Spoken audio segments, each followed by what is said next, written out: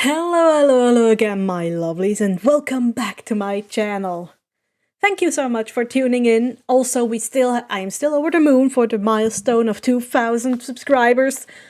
Please, if you haven't subscribed yet, why don't you consider doing so, especially since I'm going to upload more videos in the future? I should stop yapping. Why don't you just grab yourself a snack, something to drink? Sit back and relax as we go into the next chapters of Inko Midoriya Meets the League, written by FangGirl48. Go to their link in the description because they deserve all the kudos for creating this masterpiece. Chapter 5. Himiko skipped her way merrily down the hallway. A nice hot bath was just what she needed to perk herself back up. No doubt the others would feel the same once they had theirs. Sure, being on the run may sound fun at first, but honestly, there were times when Himiko just wanted to scream. Constantly being surrounded by boys all the time got really old really fast.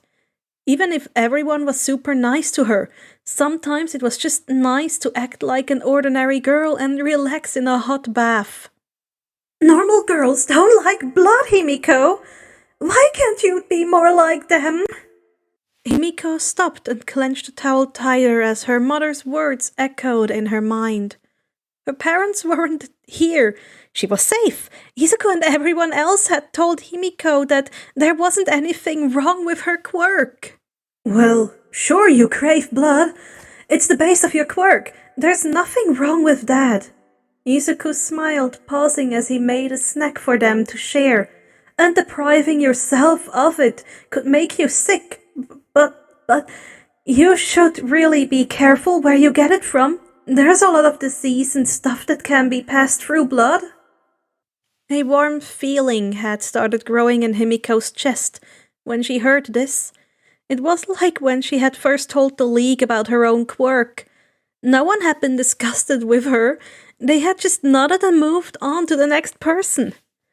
At the time, Himiko excused herself, walked into the bathroom and cried her eyes out until Big Sis Magne came to get her. The League didn't think she was creepy. Izuku wasn't disgusted by her. Nobody hated her just because she craved blood. But there was that small voice of her parents in the back of Himiko's head. They whispered how Inko was going to hate Himiko for her quirk. Himiko? Glancing upwards, gold locked with crimson. Are you okay? Tamura asked. Sliding her mask back into place, Himiko smiled. Oh, were you worried about me, Tamura? That's so sweet. Hardly. Tamura snorted, reaching out and messing up Himiko's hair a little. Lately, the decay user had taken to wearing band-aids around his fingers, all while searching for a support item dealer to make him some custom gloves. At first, they had been surprised when Tamura touched them with his hands. After Dabi, Tamura had the most dangerous quirk in the group. The decay user wasn't exactly the most touchy-feely of people. However, they all quickly came to realize that the ashen-haired young man was just as touch-starved, if not more so than any of them all. I'm the next on the bath schedule, Tamura sighed, dodging one of Himiko's knives. Seriously, where did she hide those things? I think Compressed cheated. Everyone was acting weird. Himiko smirked as she hides her blade again. That's because Tamura's a smelly troll. Watch it, brat. Tamura glared. I may be a troll, but you're a gremlin. Himiko giggled before something caught her eye. On the door next to them was an All Might nameplate with Izuku's name on it. Himiko was in front of her beloved Izuku's room. Following her gaze, Tamura caught sight of the nameplate and scowled, tempted to decay it. Instead, he reached towards the knob and opened the door, peeking his head inside with Himiko too. The pair looked at each other, exchanging an understanding look. Nodding, they walked away, pretending not to have seen anything. When Himiko entered the living room, she was immediately greeted by the smell of something delicious. Looking towards the kitchen, she saw Spinner and Giran helping Inko cooking. Compress and Twice were helping set up the table. Dabi was to no great shock missing, probably calling Hawks to flirt over the phone. Ah, Himiko! Inko smiled, looking towards the girl. How was your bath, dear? Were you able to find everything all right? It was so relaxing! Himiko smiled, climbing onto a stool and stretching slightly. It's been ages since I had a good soak like that. Well, just don't forget to dry your hair, Inko said, placing vegetables into a giant pot. I would hate for you to catch a cold. You and me both. Dabi's voice rang out before the towel around Himiko's neck was grabbed and her head was assaulted. I'm the one you and Lizard Boy over there annoyed when feeling bad. Oh, Dabi! Himiko whined as Spinner flipped the flame user off. That hurts! Poor baby. Dabi smirked, heating his hands up slightly so that Himiko's hair would dry faster. Where's your brush? You're gonna end up with a rat's nest if you aren't careful. And then we'll have to chop it all off with Spinner's swords.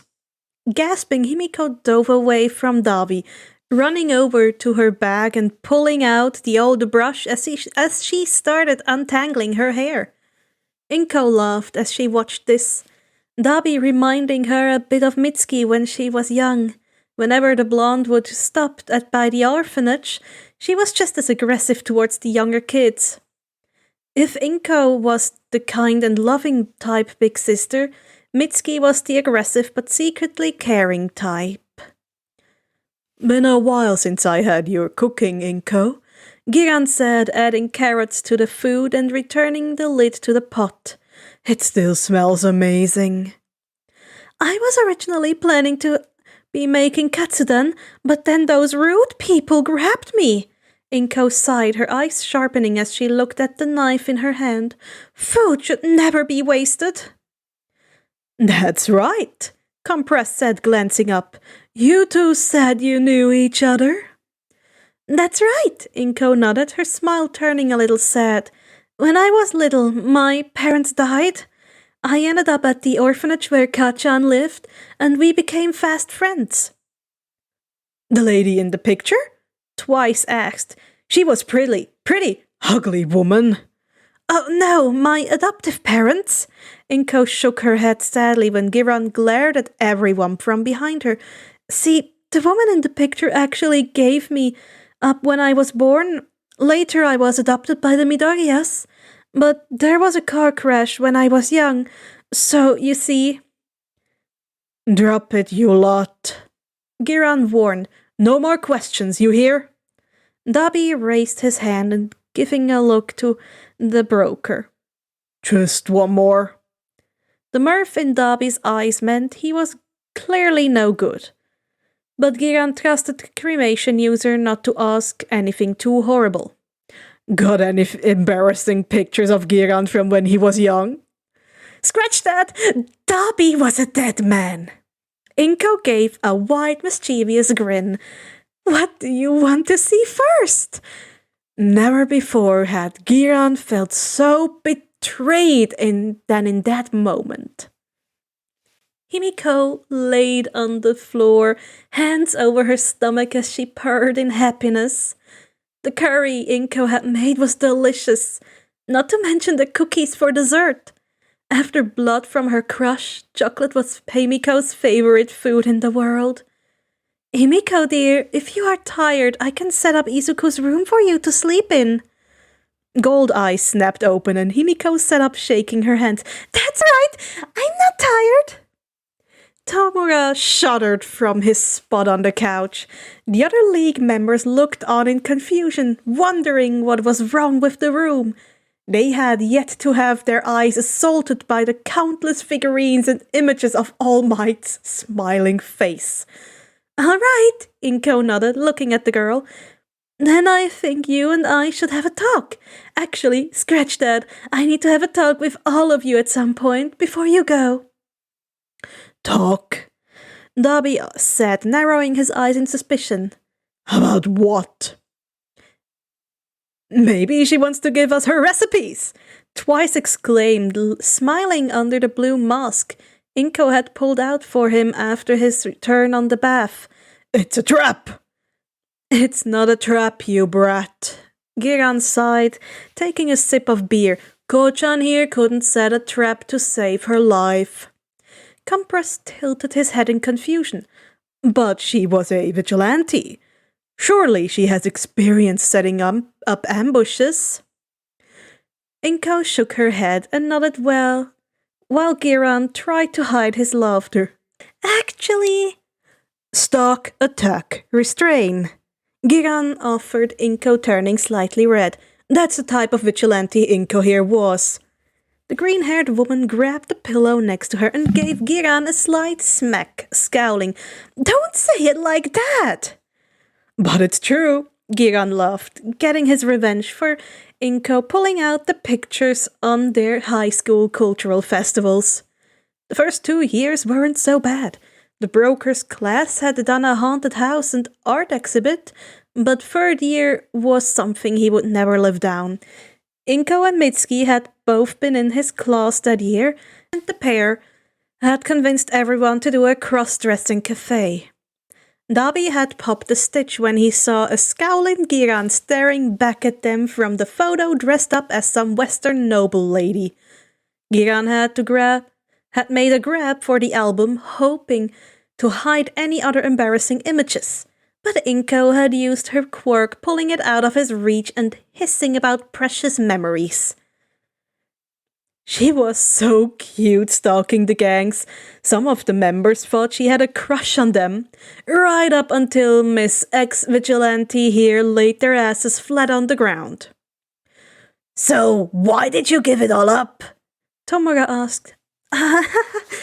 Inko blushed, her hand on the gold band on her hand, face softening. I met my husband. A few members stiffened. They all recalled Izuku saying that his father had left him and his mom when he was little. Could Inko still love such a heartless man? Better question, did Inko have a photograph of the deadbeat so the League could hunt him down? But we're getting off topic. Inko coughed, her face becoming serious again. As your lawyer, I need to talk with all of you about what you've been up to lately, as well as go over the things you've already done. I don't care, Himiko raised her hand, smiling. We can talk out here. I have no secrets. But Himiko, dear, Inko said, playing with the sleeves of her shirts nervously, what I need to talk to you about actually concerns your parents. Himiko stiffened at the mention of her parents. Unwanted memories of the beatings they gave her echoed in her head along with their voices. The schoolgirl's usually bright face dropped as she started shaking. Reaching out, Twice took Himiko's hand and drew her into a hug. It's okay, you're safe. I'll kill them! Perhaps mentioning those people is not a wise idea. Compress spoke, giving Inko a glare behind his mask. Inko ignored the man and slid off the couch.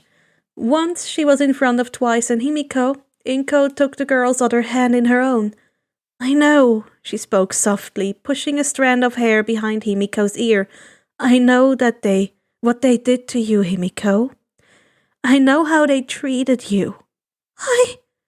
Warm hands reached up and placed themselves on Himiko's cheeks. There's nothing wrong with your quirk, Himiko.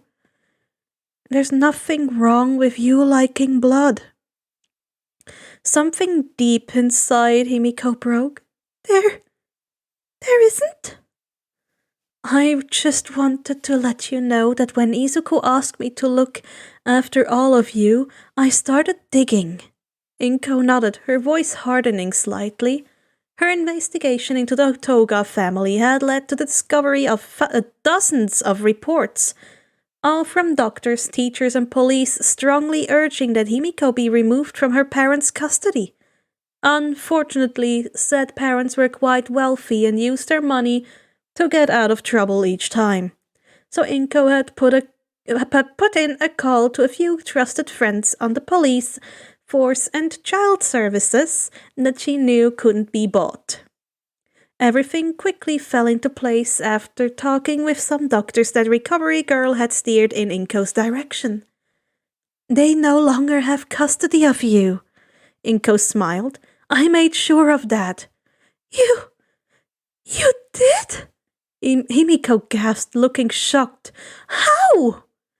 I had a client similar to you years ago, Inko answered. Their body craved poison like yours does blood, and their parents refused to give it to them.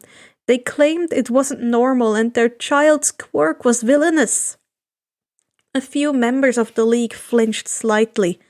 They all had in some way or another had society tell them their quirks or appearances would make them perfect for villainy. Gigan himself could fill a phone book with all the people he knew. Inko sighed, remembering the hungry look on the boy's face when she first met them. Without going into too much details, they snapped one day and started breaking into places where huge amounts of poisons were stored. When they were caught and sent to the hospital, the doctors figured out the problem and started allowing small amounts to be given. And they were okay after that? Himiko asked, her fingers clenching her borrowed clothes tightly. It took some time for their body to adjust, but they're okay now. Inko smiled comfortingly. The boy, now a young man, had sent her a picture not too long ago. On it was him holding up a belladonna flower along with his university degree. I know what your parents put you through, and I made sure they could never do it again. Each of them is currently serving a long prison sentence. They are? Himiko asked, looking shocked. Inko nodded. I promise. There was a moment of peace before Dobby cleared his throat. Not to sound ungrateful and all, but what happens if she gets arrested now? I doubt a court-appointed guardian is gonna care what happens to her, or any of us really. You're all adults, and I am your lawyer, so I will be looking after you, Inko told the cremation user firmly, leaving no room for discussion. And a certain pair of UA teachers will act as Himiko's guardian if she finds herself arrested while underage. But who at UA would do that? Spinner asked, looking confused. We aren't exactly best friends, you know. Inko smiled and started patting Himiko's head. Flatking knows all about people discriminating against those with blood quirks. He didn't even give me a chance to ask before he offered to be her guardian. And Midnight has offered to help him out with any, how did she put it? All right. Sensitive matters that'll have Flat here turning as red as his suit. The small cracks in Himiko's mind, the ones that had been slowly cracking open since her parents were mentioned, finally snapped.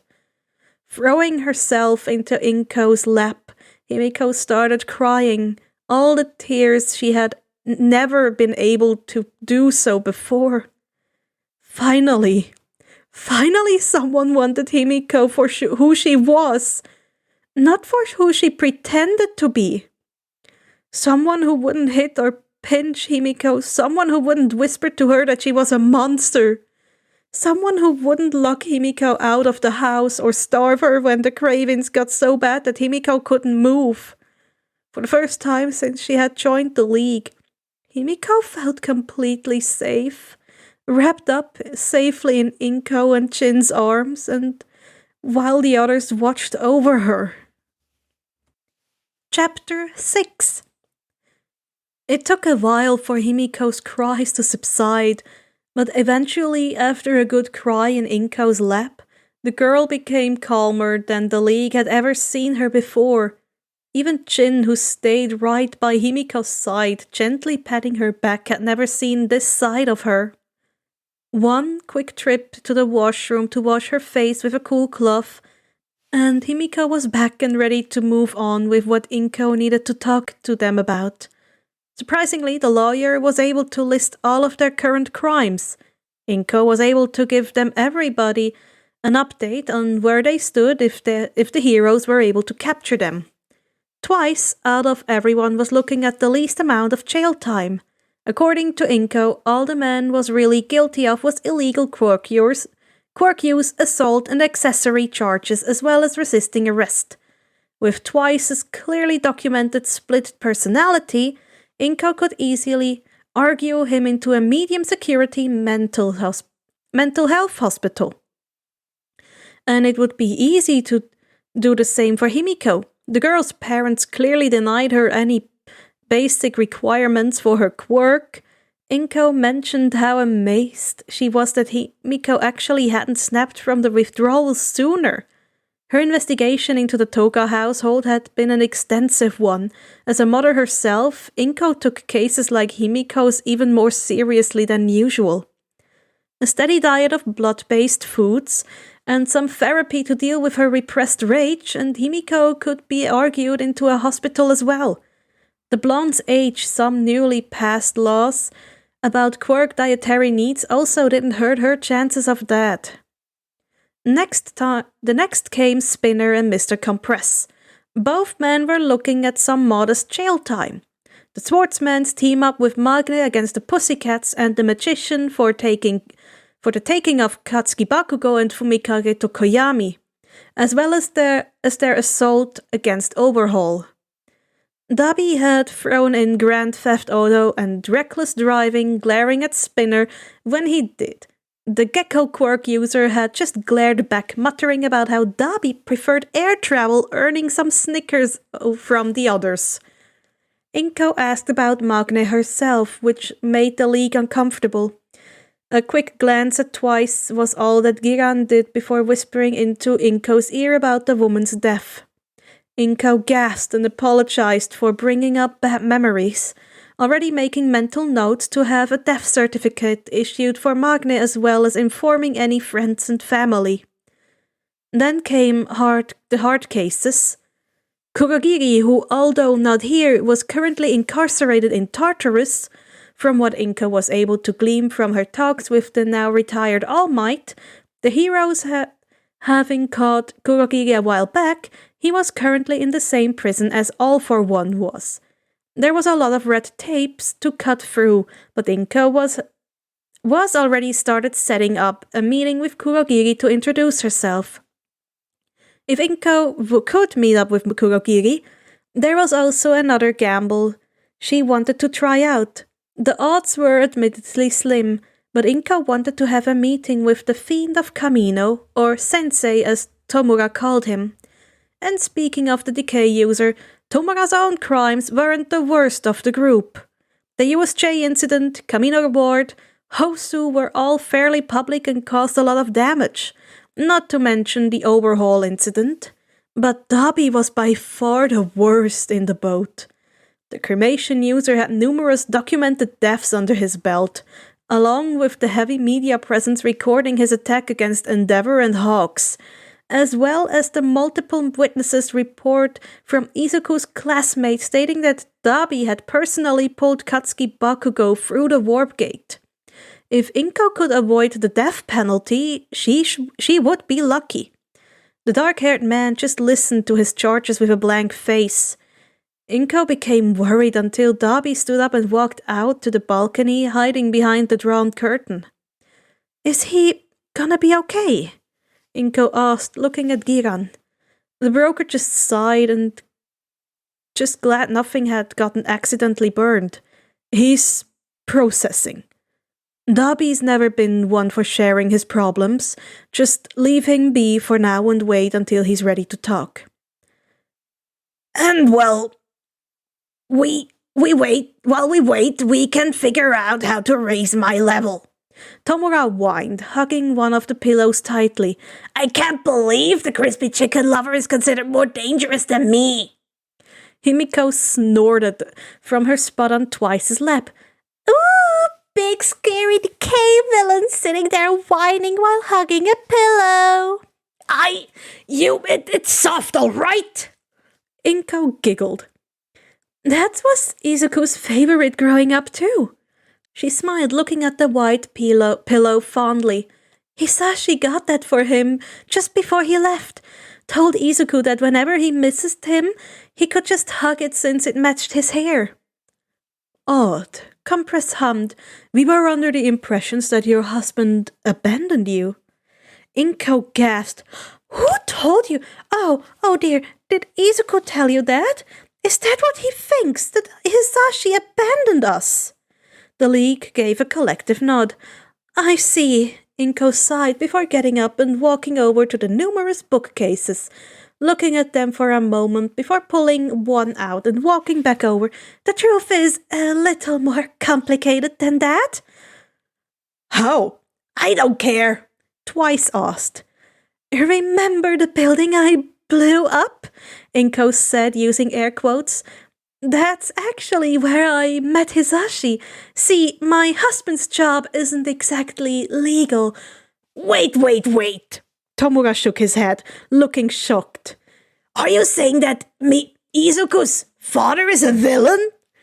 More like a consulting criminal, Inko corrected. Like James Moriarty. Who's this Moriarty guy? Himiko asked, looking at the others, hoping for an explanation. Do we know him? James Moriarty is the main antagonist in the Sherlock Holmes series. Dabi's voice came from the balcony. Looking over, they saw the cremation users sitting outside, smoking. Even before Quirks, that series was legendary. Moriarty himself is considered the Napoleon of crime and could probably give Dusty Sensei a run for his money. Hey! So, Midoriya's father worked with criminals. Compress leaned down, looking interested. Then it's safe to imagine he helped many villains plan their crimes then. That's right, Inko nodded, her fingers running over the book's cover. Hisashi helped introduce people, plan hastes, acted as a negotiator between groups. He used to say, "It's one thing to help plan a bank heist, my love. It's another to work with the humanity's scum." Humanity's scum, Giran echoed, feeling like he heard that before. Traffickers, terrorists, rapists, Inko offered. The group down at the docks, remember how I said they were selling the bad kind of drugs? Bad drugs? Himiko interrupted with an owlish look. I thought all drugs were bad. Twice nodded. That's right, bullshit. I mean, weed is meh? Inko shrugged before a stern look rose to her face, pointing at the group. And something you shouldn't get involved in till you're 21. But these idiots were selling highly toxic, extremely addictive shit. Angel's kiss? Giran chuckled slightly, the proverbial light bulb going off. Now I remember them. Bunch of windbags who wouldn't know a time to get out if it bit them in the asses. Inko nodded, sitting back down again. Hisashi was hired by other gangs in the area to negotiate on them moving the operation to another city. Inko explained, opening the album, flicking through them for the pages, until she found the one she was looking for. Customers dropping left and right, heroes and police getting involved. These people were selling to kids. Kids on schoolyards of all places. Can you believe it? Giran grimaced, remembering the rumors of a war starting out. As someone just starting out with the no connections or protections, the idea of an all-out gang war had honestly terrified him back then. They had to go. Inko continued, flicking the book around, showing her wedding picture to everyone. Inko stood next to Hisashi in a modest Western-style wedding gown, but the League mainly focused on the tuxedo-wearing man next to her. Not seeing Tomura or Giran's eyes widen in shock at the man in the photo. Hisashi Midoriya was a tall individual with curly white hair, something Izuku seemed to have inherited. There was a faint trace of what could be freckles on his face, but what really drew everyone was his eyes. They were a deep red color, almost like garnet, and they looked at the camera as though saying, "I have a secret." "Well, the idiot in charge wouldn't listen and tried to kill Hisashi," Inko said, remembering when she snuck into the building. She had found her future husband tied to a chair, a gun pointed at his head. "There was a fight. Obviously, I won, but the building got blown to high heaven," Compress offered. "Oh yeah, beyond destroyed." Inko sighed, placing her hand on her cheek. "I pulled Hisashi out last minute. He was so cute, muttering about fireworks and angels. We ran into one another, but each other a lot after that, fell in love and got married." Tomura repressed the urge to snort. No doubt Sensei had stalked the woman, conveniently running into her to try and get to know the vigilante better. "Hisashi scaled back his operations when Izuku was born. I was already retired by then." Inko's face turned sad as she traced the man's face. "But some old enemies found him. Hisashi had to leave to protect us, but he promised to come back. We talked on the phone a lot in the beginning, but things got harder as time went on. Izuku must have thought Hisashi left because of him, but he didn't. Eventually, things started looking up and he was hoping to come home soon. He even discussed adopting a child he had an associate looking after who needed a home." Tomura felt the familiar itch raising on his skin. Standing up, he moved towards the balcony, sitting next to Dabi as he opened the door. "But there was an accident," Inko sniffled, starting to cry. He got hurt and... Giran leaned down and pulled Inko into a hug. Soon, Himiko and Twice joined in and it became a giant group hug. Only Tomura and Dabi escaped due to their current position at the balcony door. The decay user could feel the urge to scratch his neck rising. It was easy to piece together what had happened next. Tomura remembered all too clearly what had happened after Sensei fought All Might. The man was in a medically induced coma for nearly a year. It had been a tough time for Tomura, who would sit outside the clean room, reading to Sensei through a speaker from magazines he didn't quite understand yet. Thankfully, Kurogiri had already been put in charge of young Tomura at that point. The warp gate user did his best to take care of the distressed boy. More than once, Kurogiri had to warp Tomura back to his room after he fell asleep, or force him to eat or bathe. Tomura would just sit outside the room all day in and out, hoping his savior would wake up. And he was beside Sensei the whole time. As angry as he had been about the whole situation at the time, Tomura couldn't even begin to imagine what the time had been like for the Midoriya household. Izuku thinking his father had abandoned him. Inko not knowing if her husband was alive or dead. Tomura looked around the apartment. It was small but felt so warm and nice, just like the occupants who lived here. Everything was All Might's fault. The decay user thought that the itching got worse and worse. All Might and all those damned heroes who took Sensei away from Inko and Izuku took away Tomura away from them. If Inko was telling the truth, then maybe Tomura could have had a family again. A mother and brother who would have loved him. Kurogiri tried his best, but he was bound to Sensei or doctor's orders.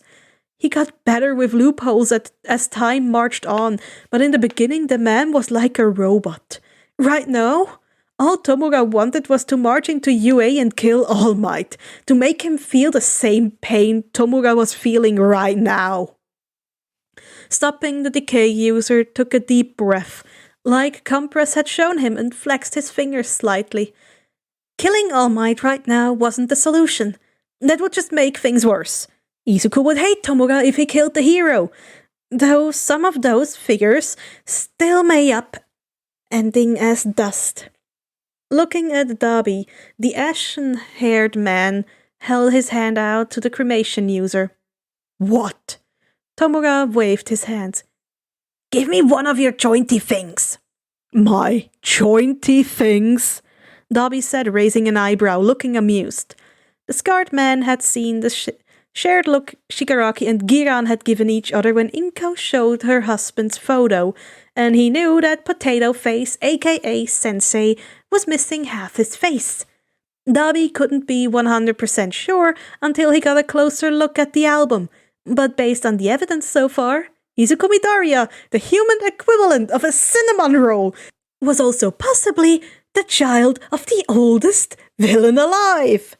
Not that Dabi could judge. His own sperm donor was the current #1 hero.